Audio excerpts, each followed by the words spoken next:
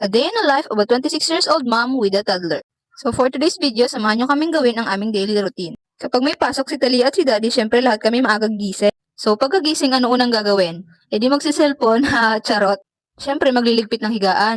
Sino dito ang gumagamit pa rin ng kulambo hanggang ngayon? Taas ang paa. Dito kasi sa amin, umulan man o uminit ay ang daming lamok. Di kaya na isang electric pan lang kaya nagkukulambo kami kasi pagising-gising si Talia. So habang nagagayat ako dyan ng mga gagamitin ni Talia, ang pogi kong asawa ay nagluluto na. Tignan nyo, may signature yan dyan sa dulo. Diba, ang pogi? Pagkatapos ko magayak ng mga gamit ni Talia at maghugas ng mga ginamit na plato kagabi. Oh, wag judgmental, alam ko din ganyan ginagawa nyo. Kung pwede namang ipagpabukas, bakit hindi, diba? Haha. Charot lang, wala pa kasi kaming lababo at wala pa din ilaw dun sa labas na pinaghuhugasan kaya malamok. So ang ending, umaga na ako nakakahugas. So back to the video. So ayan, tapos na siya dyan maligo, nagbibihis na kami. Ngayon lang yan siya nakapasok kasi nung Monday walang pasok. Nung Tuesday naman tinanghali ng gising. Hindi ko kasi siya pinipilit na gisingin sa umaga, naantay ko na lang siyang magising mag-isa kasi pag pinilit mo siyang gisingin ay nagwawala.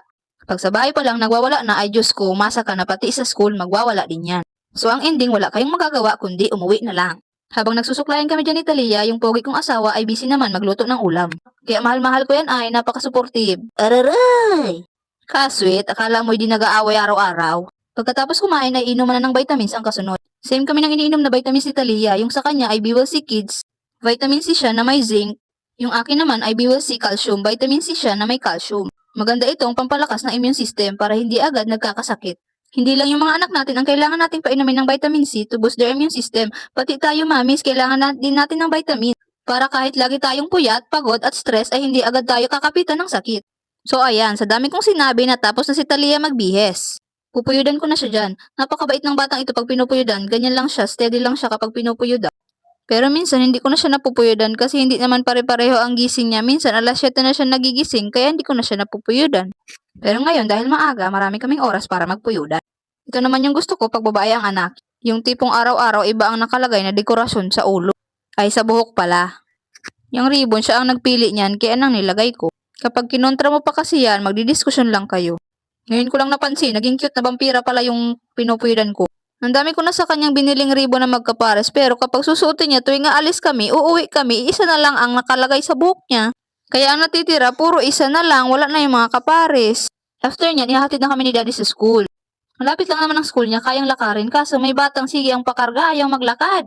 Kaya ang ending, si Mami ang pagod kaya mas maray pang magpahatid na lang. Noong unang activity nila, nag-aaway kami kasi ayaw gumawa, sige lang laro. Tapos dito sa pangalawang activity, ganap na ganap, akala ko dire-diretso na. Sa pag-color talaga kasi hindi pa pulido ang gawa niya, marami pang lagpas. Sa bahay kasi pag tinuturo ang mag-color, hindi man gumagawa kung ano-anong rason. Hindi ko man muna pinipilit kasi bata pa naman. Sa pagsulat siya magaling, kahit di pa siya marunong maghawak ng lapis ay andali niyang natututunang isulat ang mga letters. Unti-unti man na naming inaaral ang paghawak ng pencil.